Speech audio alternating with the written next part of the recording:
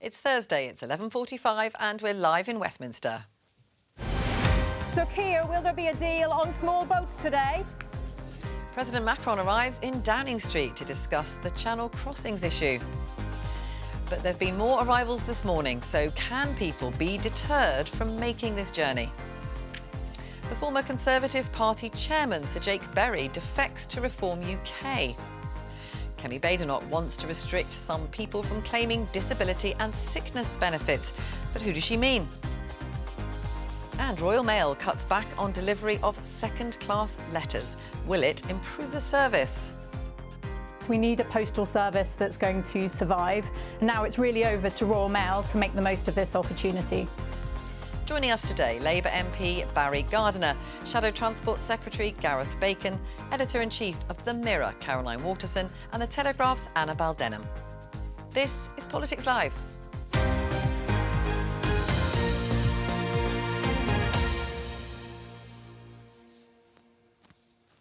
So let's start with that story about Royal Mail. This is the BBC headline saying that the Royal Mail is to scrap second-class post on Saturdays.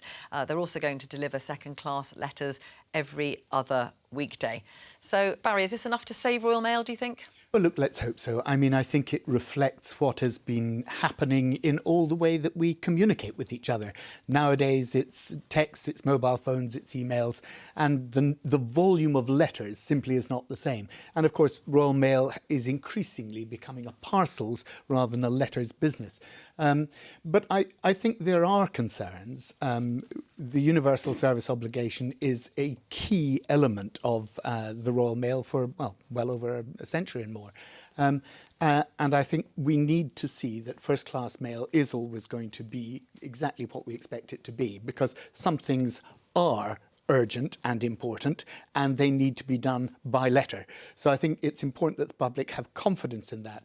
One of the things that I would just note as a caution is that part of the reason the Royal Mail has been having problems in delivering to its standards, and it hasn't reached its standards of delivery lately, is because many people in the workforce are saying, look, it's difficult to recruit and retain.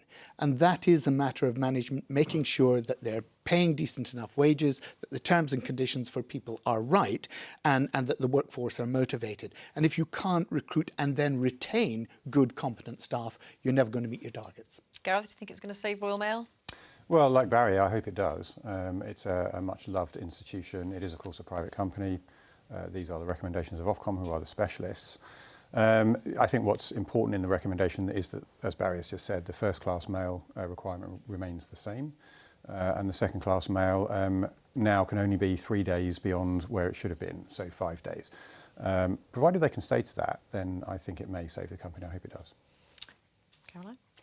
Again, I hope it does. I think the sad reality is that it will be Mirror print readers actually who will probably be most affected by this. The amount of letters actually that I still receive in the post, second class, is actually a lot. And I think the elderly generation, yes, I agree that we are changing our communication means, but I think there are still a lot of people who rely on that, and I think most likely it is elderly or more isolated people who probably rely on the good old-fashioned letter and the second-class post for their communication, and dare I say, for a bit of joy when they receive that letter or even post that letter out. So I hope it does, and I understand why we have to look at this, but yeah, the sad reality is I think it will be some people who will be affected more than others. Annabelle, what do you think? Do you still send letters?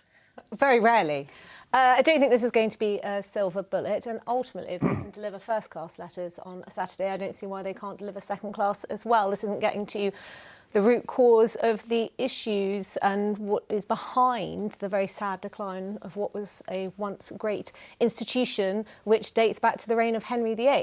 We need to look at how we can reform work. We need to look at the ways in which unions have constantly obstructed any improvements, any modernisation. We need to have a long, hard look at Royal Mail and the ways in which it can be improved. But what I don't really want to see is people having to pay 87p for a second-class stamp, only to see their letters not arrive for days and days. Now, Emmanuel Macron has been in Downing Street. He's here on a state visit. Him and Keir Starmer, they've moved to the political side of this, if you like. We can see them here in the Rose Garden at the back of number 10. This is what they call a family photo with politicians, with cabinet ministers from both sides posing there.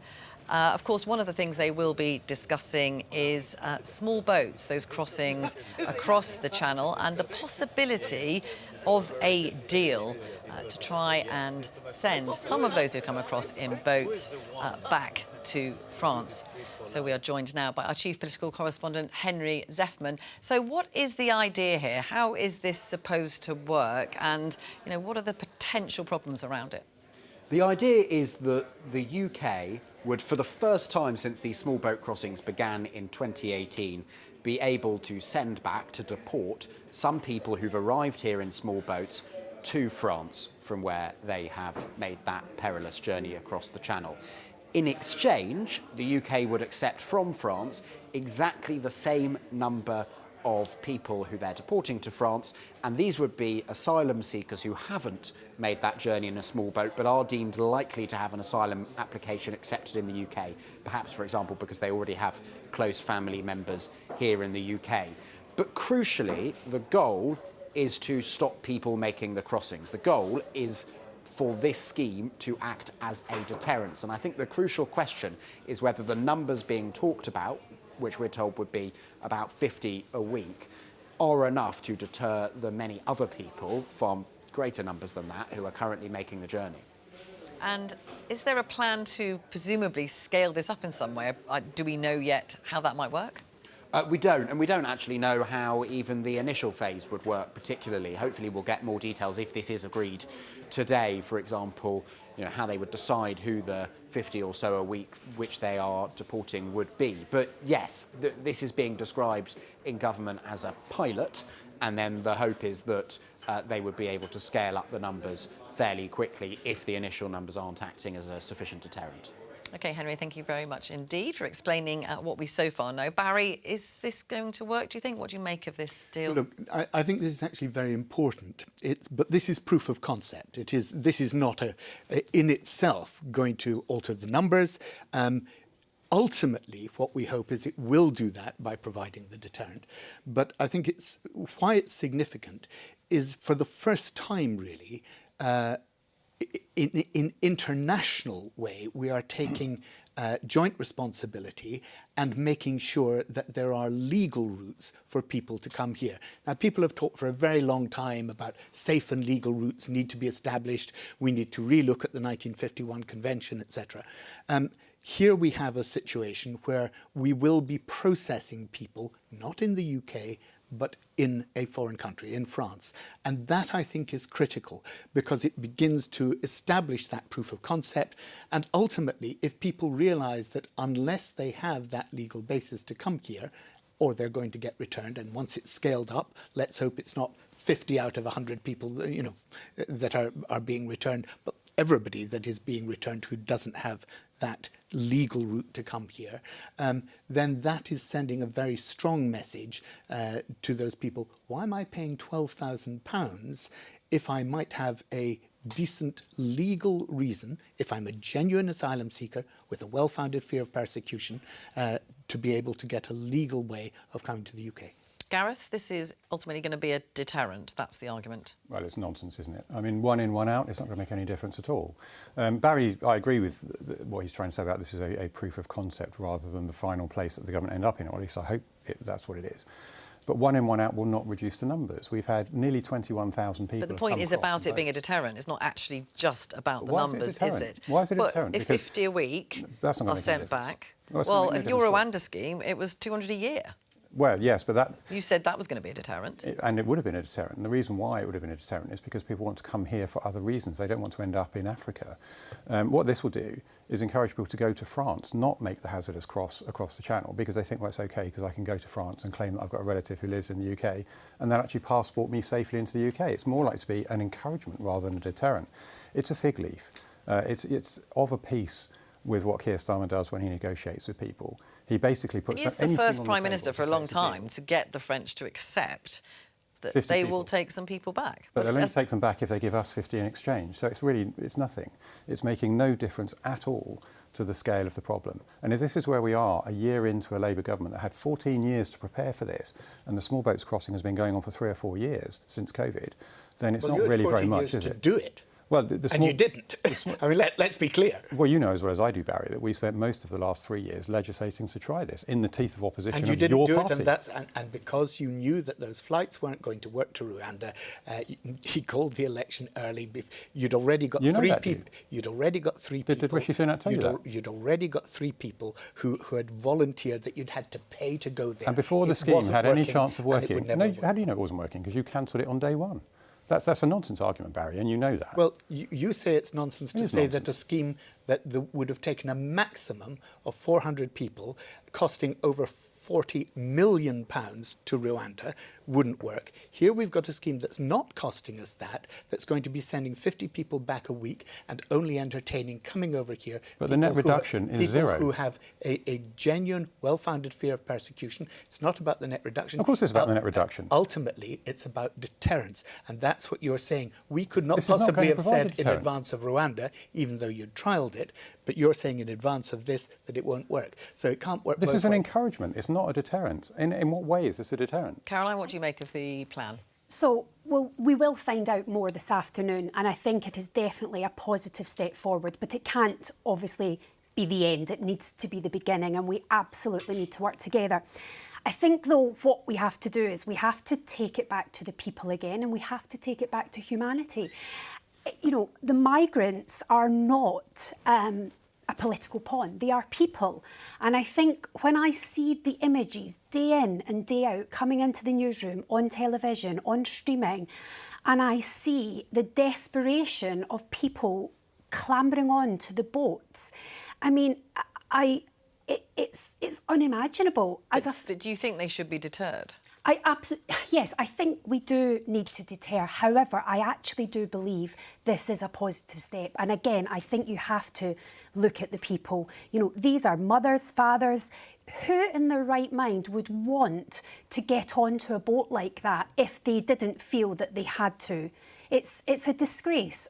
A disgrace. Annabelle? There are 2 words that I really take issue with in this discussion. The first is deal. Starmer might be the world's worst negotiator, as if it wasn't enough to surrender the Chagos Islands and pay for the privilege, or to have a Brexit reset in which we give away more of our sovereignty and our freedoms in order to get some technical benefits in return. Now we're seeing him do a deal with Macron, which will almost inevitably mean that we're taking migrants from France and failing to deport them back to France. And Well, the other deal is word that I we take will, issue that with- it's an exchange, you know, it is an exchange, so people will be going back to France. And it is the first time that the French and Emmanuel Macron, who has been in power a long time, has accepted that. But our courts accept virtually any reason for not deporting people. There will be a massive, lengthy appeals process. It will be extremely difficult. And the second word I take issue with is deterrent. I don't see how it will deter people from wanting to come here. The knowledge that 16 times out of 17, they're likely to have their application approved, that they won't be sent back to northern France, because if we're looking at sending back 50 a week and 850 have come on average every week this year, then that's what it works out as. What we need to do is make clear that those who come here will not be able to stay, that we won't have this excessively Well, the idea is generous, if you've bizarre attempted system it, that we then have you will currently. not be allowed to come here and claim asylum. Whereas if you have someone in France who is doing it legally, then you can. But my point would be that the appeals will stop these people from ever being Barry. deported. Nevertheless, they know that 16 times out of 17, their application will be successful. But you- They'll be Barry, able to stay. Look, Macron, talk you know, it's about- deeply unedifying to have Macron insult us. But he had a point when he said the pull factors in soft touch Britain are extremely strong. There is a reason why people are making that perilous journey from the safety of northern France to come to Britain. And that is because 47% of the time they'll have their application approved. It's because we will put them up in asylum hotels at a cost to the taxpayer of £5 million a day. We'll provide them with food, we'll pay for their bills, they'll have access to a range of Let our Barry come back on that. services. Barry? The first thing to say, I think, Vicky, is that if we're going to talk about a bad deal, we have to remind ourselves that before Brexit, we had the power to put people back to France. And it was the bad deal of the Brexit deal that actually meant that we couldn't. So let's start right where really the responsibility lies. Now, you talk about people being put in hotels. Absolutely right. You, of course, know that since we came into government last year, we've already closed 5 of those hotels. And more importantly, what we've done is we've speeded up the processing in the courts so there isn't a backlog, so we know who is a genuine asylum seeker with a well-founded fear of persecution in their country of origin and who is here as an economic migrant simply because they want to be here and prosper in this country. Now, I hope that you would say to people that anyone who really genuinely does have a fear of persecution, whether they're coming from Ukraine, whether they're coming from North Africa, wherever they're coming from, if they're coming from a place of tyranny, then it is right that we, as all other decent nations, should say, yes, we will give you sanctuary. Barry, now, why are they all throwing their phones and their passports into the sea? Hang on, let's ask one at a time. Massive abuse and exploitation. Yeah. Well, and it cannot stand. It's unsustainable. You obviously have no faith in our judicial system because you said our judges are just allowing these people. Do you not think that I deal with these cases daily, day in, day out. They're my constituents, many of them. People come here and then they apply for asylum. So I see those cases. And actually, the judges don't just let any old person come but here. But they do, Barry. There was the example, Yes, as the Telegraph reported a couple of months ago, of an Albanian criminal who was allowed to stay because his son apparently had an aversion to foreign chicken nuggets. Yeah, a complete nonsense. Look, you'll always pick out issues that are one-off anecdotal nonsense where you haven't looked at the background of the case. Barry, but if you look, Gareth, if these are genuine asylum seekers, then why is it that all of them throw their phones and their papers into the sea before they get on the boats? If they could prove that they were coming from areas of persecution, then they would get asylum. Okay. They don't. They throw them away. Why are they doing that if they're genuine asylum seekers? What happens is that the people traffickers take them off them and destroy them. That's what and why actually do they do happens. That? Why do they do that? They do that because they don't want any recourse. To hide their identities, to hide where they're from, to cover it up. The people smugglers do that. It's not the individuals. But the individuals, we know where the individuals come from. And in fact, how do you know that? Because they told you. No, because we know how they speak, and you can trace from the language that people are speaking where they've come from. Can we talk about the pull factors? Because Annabelle mentioned that. People do talk about not just the language, but the fact that they feel they can come and work here in the black economy. Do you think that there's something we should do about that? ID cards, for example? Well, I know that that's a thing that's been mooted many times, but ID cards, there are other problems with ID cards. The pull factors should simply be removed, and that's what the Rwanda thing was about. That was about trying to prevent people from wanting to make the journey in the first place. The one thing that I would say about Starmer's deal is that it might stop people getting on boats in Calais, but it won't stop them from trying to come to the UK because they'll just come to France and try and claim asylum there. And Annabelle's completely right about the statistics of how many people get approved. Overwhelmingly, they get approved. 59% of the people that are coming here are young men, single young men. They're not women and children fleeing persecution. It's men coming here to try and game the system. Barry, do you think the pull factors are strong for the UK? I mean, that's certainly what the French government thinks. Huge pull factors for the UK. The English language is a huge pull factor for the UK. So there's nothing we can do about that, but what about some of the others? But I want to make this point because it is important to understand why people see the UK as a great place to come.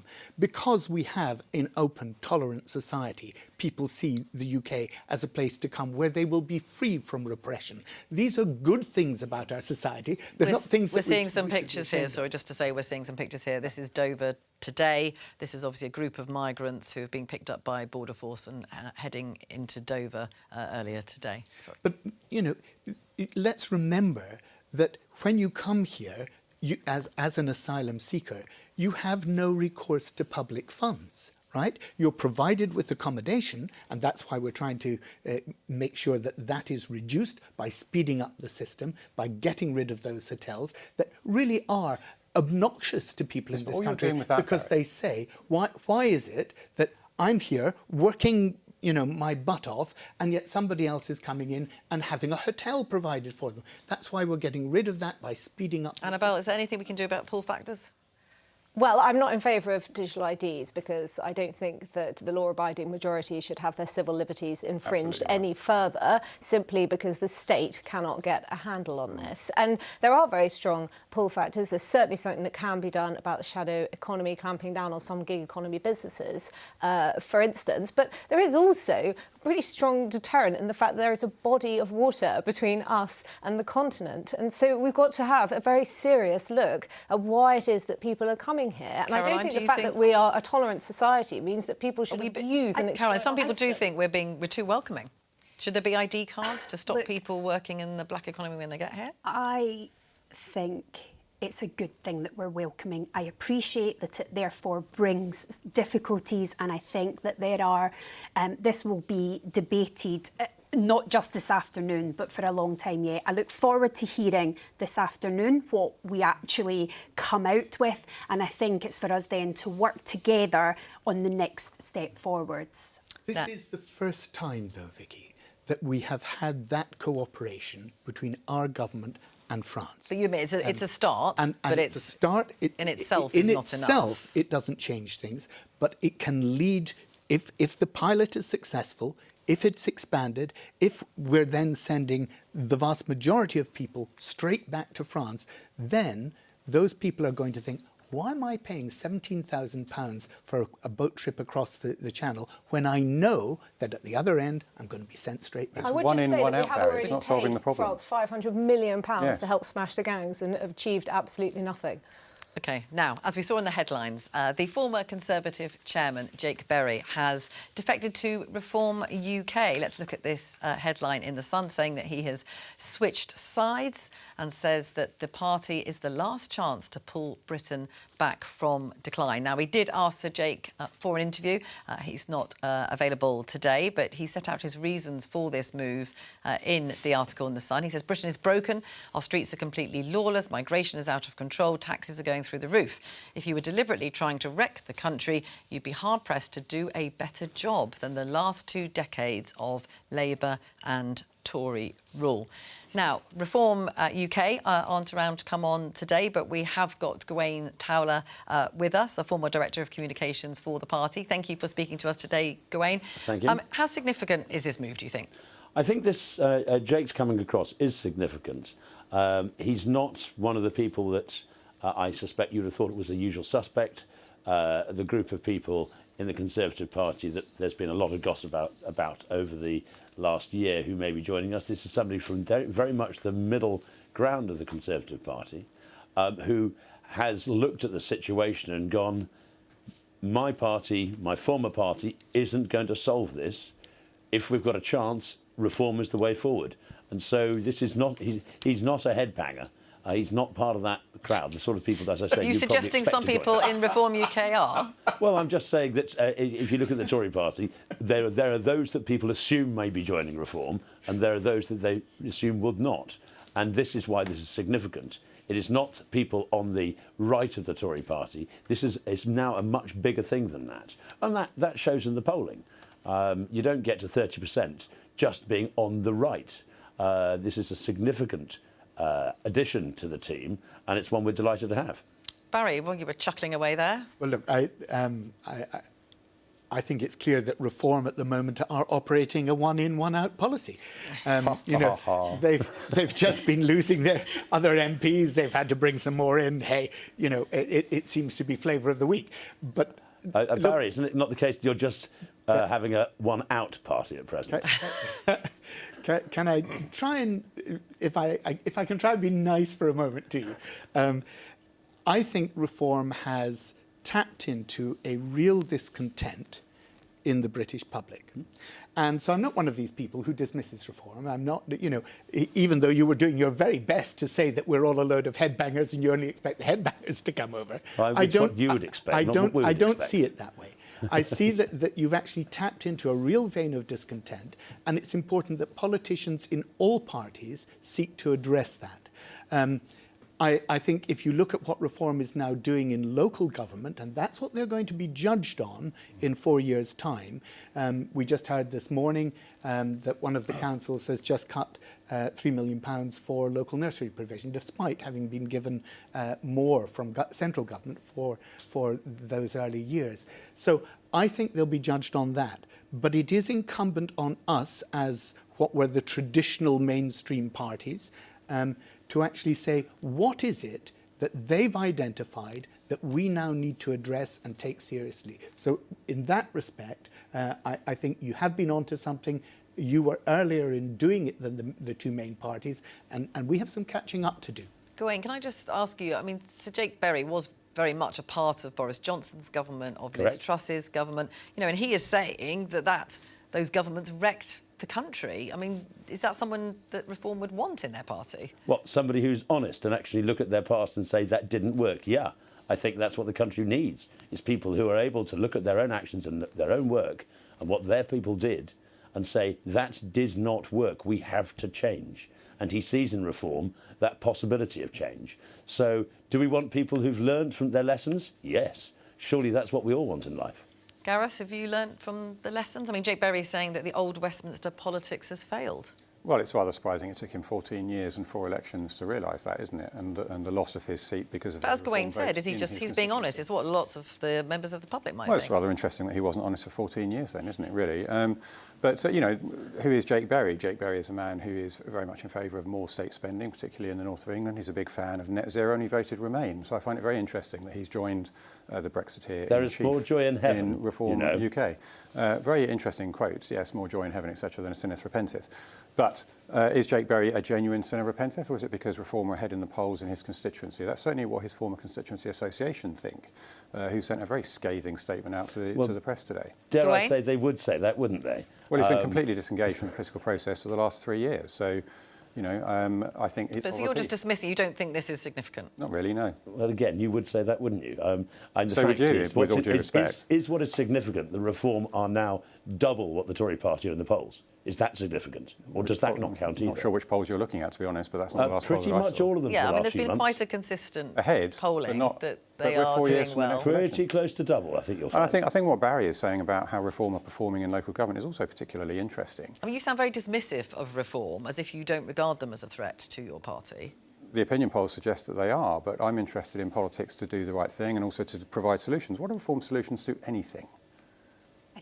I don't see anything. What policies do they have? I think this is a concern and an embarrassment, actually, for Kemi Badenoch bringing her into it. Here we are today. It's her big speech on welfare, which I know we'll come to that in a moment. But actually, we're talking about Reform again ahead of that.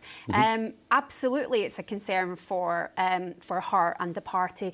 And look, I agree with what Barry said at the beginning. That this is something that obviously all parties need to look at, and it's definitely something that, you know, we, I think, as a society, it is a concern. It is a concern. But I think taking it back to Kemi, it's a bigger concern for her at the moment, and I definitely think she needs to be looking at that more seriously and taking. Annabelle, do you think this is significant? I mean, it's the second former Conservative cabinet minister, you know, in a few months who has defected. Is this a problem for Well, I think Reform are going to Tories? consider it manna from heaven, but I doubt that it's going to cut through with the British public. Where I do agree with Gareth in his cynicism about why Jake Bry has made this move, but I agree with Jake Bry in terms of his diagnosis, and he clearly grasped the massive sense of disillusionment that British people feel towards the uni party, and you know what has gone wrong over the last 14 years, and indeed in the last 12 months under Labour rule.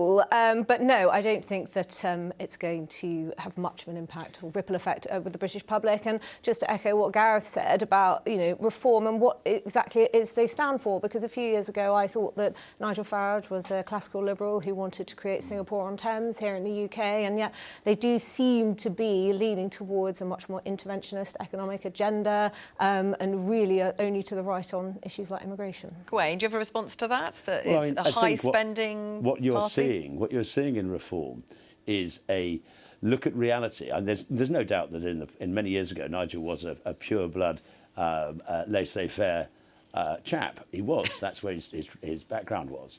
But I don't think any politician in the country has spent as much time in the areas that are left behind in this country, that have been damaged by globalisation, as Farage. That's where much of our votes have come from over the years. But when it comes and to he has seen what that has done to communities up and down the country. And what you are suggesting is, having seen that and learned about that and listened to people, to then turn around and say, I don't care, which is what you're suggesting he should do, is a very weird way of looking at things. But the trouble you look at reality on the though, ground and try and devise policy that actually helps people in this country. And that's what we're trying to do. We're trying to put together a platform that melds care for those who've been left behind and also talks about trying to remove the burden from small business, to make work pay, to say that the benefit trap should be smashed once and for all. This is what we need to do to make work pay. And those welfare reforms he's been talking about are about for people in full-time work. It's in-work benefits to make work pay. Barry, That's Barry, just come back on that. The point is, I think, that actually it's one thing to listen to what people are concerned about, and what reform is not doing is providing solutions. What they are doing is they're amplifying discontent. Yes, and that's what I have as we don't need to amplify it. That's what I have as the real bugbear that I have with reform. All the time, they bring things back to sources of conflict and tension instead of actually trying to create a groundswell of agreement where politics can go forward. Gawain? Have I brought that? Have I mentioned that? No, you're making it up. But Gawain, you're literally saying but something I haven't done. Is what we always do. That's just not the case, is it? Every time I go on the media with Zia Youssef or Richard Tice, every conversation, no matter what it starts off talking about, comes back to small boats people and immigration. There are. I actually don't think Gawain had quite mentioned that. No, he hadn't. In fact, you'd been talking about it. I'm talking about reform. Okay, fair enough. Gawain, can I just ask you, are you expecting more defections, do you think? I think that's inevitable as we move forward between now and the next election, yes. And it won't just be from the Tories. There'll be Labour people coming over, as a Labour councillor came over in Scotland only last month. Gareth, are you worried about more defections?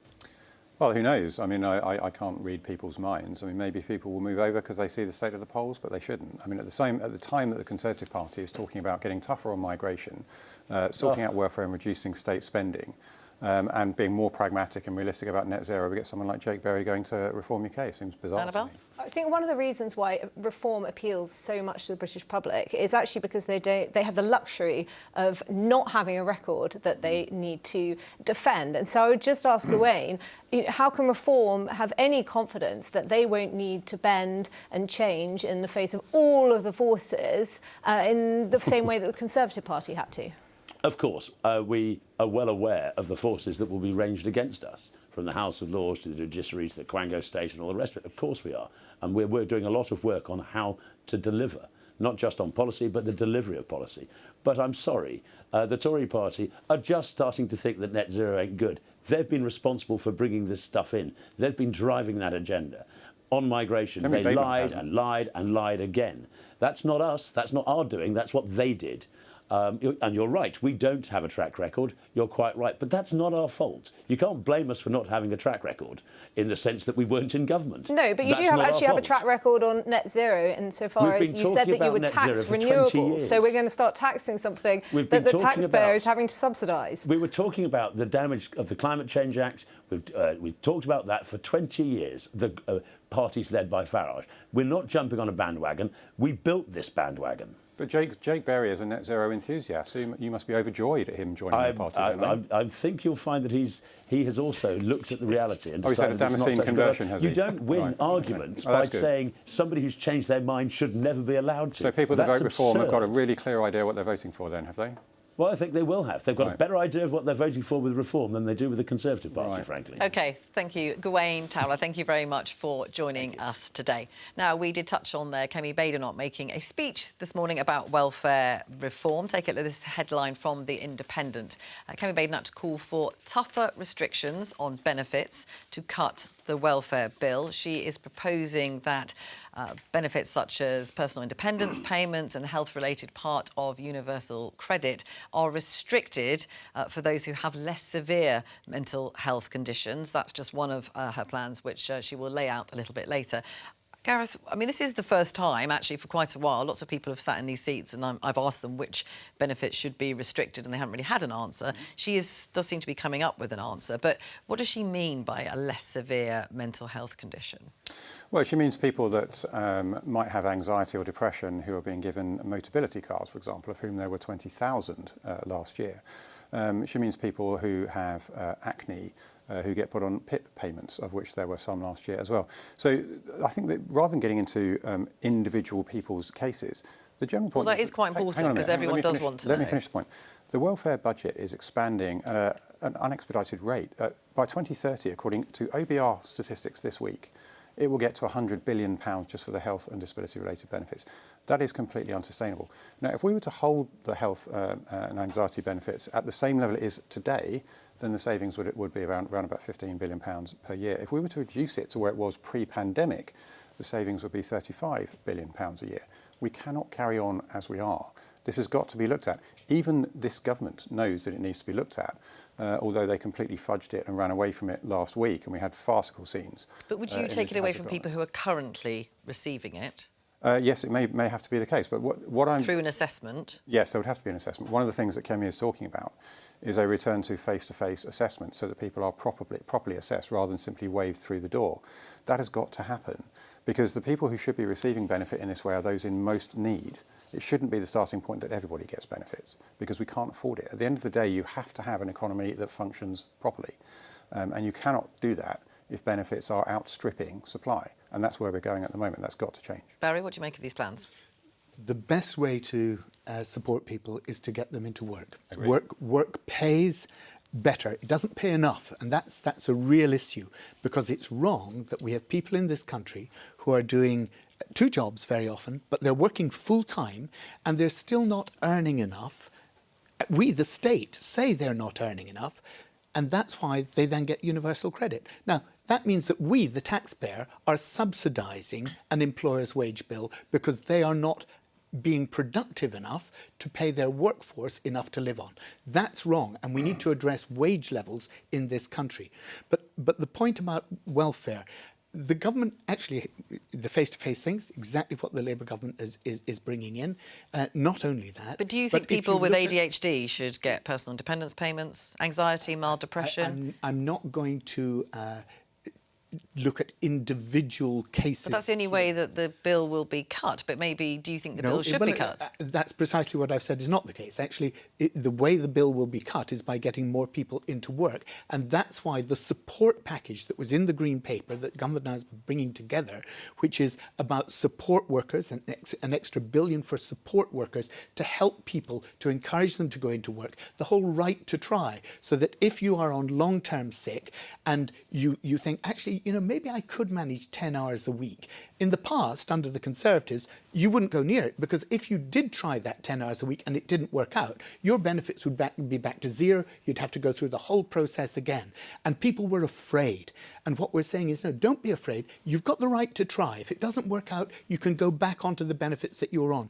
These are incredibly positive proposals that we're putting forward. OK, Annabelle, do you think what Kemi Badenoch is suggesting is the right route to go down?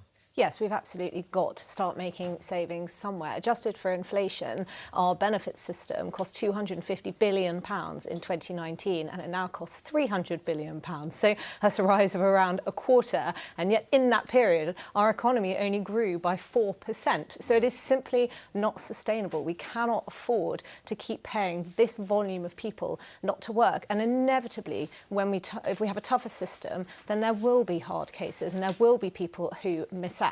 But I think we have to, as a society, keep reminding ourselves that we are not helping people and is not compassionate to create this cycle of welfare dependency where you have young people who are diagnosed with conditions such as ADHD who are told that they need additional support in school. They then expect that in the workplace, if indeed they go into the workplace, or they're told, well, you can get personal independence payments and you can be in receipt of these disability benefits and you don't need to work. And is that Caroline, really do you think people like, say, with mild anxiety or ADHD, do you think they should be getting disability benefits? I think disability affects everyone in different ways and it's very difficult to look individually.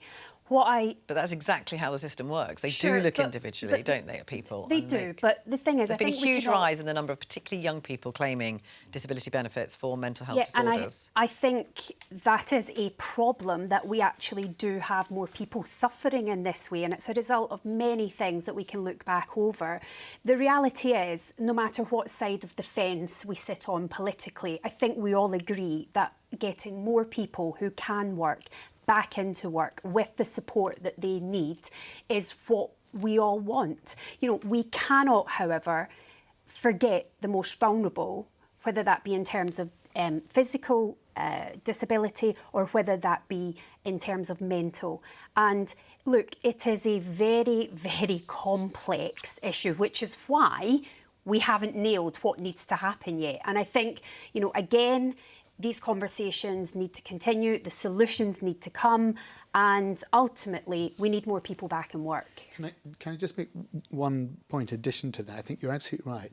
It is about supporting people into work because that's where they're going to be better off.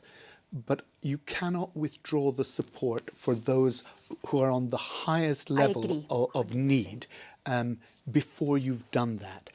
And I think that's what many... And that's why you oppose the government's plans. Indeed. I think there's so much that's good in these plans, but it was cart before the horse. You've got to get the support in there, you've got to encourage people into work, you've got to make work pay, and then you can start looking at the adjustments. Gareth, can I ask you about something else which is part of that bill, the triple lock, which obviously guarantees a rise in income for pensioners? There's been a few reports this week saying that that is not sustainable in the same way as the rest of the welfare bill is not sustainable.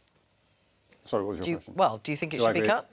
Well, look, the triple lock is that triple whereas lock. the manifesto commitment that the triple lock will be protected, and also triple lock plus, so that we don't see pensioners being dragged into paying tax for the first time, which the government. But you think it's, as it stands, that is acceptable? Look, I think all benefits are going to have to be looked at in the round. I'm not going to sit here and say that we need to get rid of the pensions triple lock, which is where I think you're trying to get me to go. I think everything needs to be looked at. The thing that needs to be focused in on is that our welfare system has to be paid for. We have an economy now that is loaded down with excess taxation. It is not growing. The government seems to be under the impression that simply saying the word growth a lot of times will make it happen. It won't. When you whack up taxes on the private sector, which pays for all of this stuff, you're going to get. But you are suggesting that the entire system is slightly unsustainable. I mean, there are, you know, the IFS and others have said that the pensions bill is also unsustainable. We have to look at the whole thing in context. We have to look at the whole thing together. But what is absolutely clear is that we are going to have to reduce the size of the state. Otherwise, we won't have a functioning economy in the very near future. Barry, do you think we need to reduce the size of the state? The state is there to protect the most vulnerable. It's not there to stop people being aspirational. It's not there to stop them achieving. We want successful people in this country. But the state is there because we operate as a society together. And at the moment, the problem is this, that there's an increasing elongation of the people at the top who are earning phenomenal amounts of money, not just from their income, from their job, but from their wealth, their accumulated assets that are being sweated for them. On that point, let's look at this headline in the Eye, which says Labour will target the rich, but they won't call it a wealth tax, says Minister. Do you think your government's going to go down that route? It makes absolute sense not to target people who move, but to target wealth assets that remain static. So how would you do that? Well, land. I mean, every other country in the world has had land reform. We have not. And yet, if you look at who owns the land in Britain, it's the same 2,000 families and trusts that owned it 1,000 years ago. And do that through what, increasing council tax, or when you sell a property? Look, how would you do it? Look, you would bring in land reform. You might look at. I think we all agree that the property taxes that we have at the moment, council tax, you know, it's evaluated on the basis of, what is it, 1973 or 1972? And there was another one in 94. Annabelle, wealth tax, what do you think? No, they've failed and been reversed almost everywhere they've been tried. The cost of administration almost always outweigh the revenues which are brought in. I think that they say, Annabelle. Well, we lost 16,000 millionaires, Barry, last year, and we're set to lose 16,500 this year. There's been a massive exodus as a direct consequence of the policies that this Labour government has brought in. How many more would you like to move? The problem with the wealth tax is that the super rich will be able to flee, and therefore they'll have to lower and lower and lower the thresholds until you're bringing in more and more middle-class people. And yes, 75% of people may say that they're in favour of it, but I'm sure that they will quickly turn against it if they realise it's going to affect them. OK, that's all for today, but I'll be back on Monday with more Politics Live at the usual time of 12:15 here on BBC Two and on the iPlayer.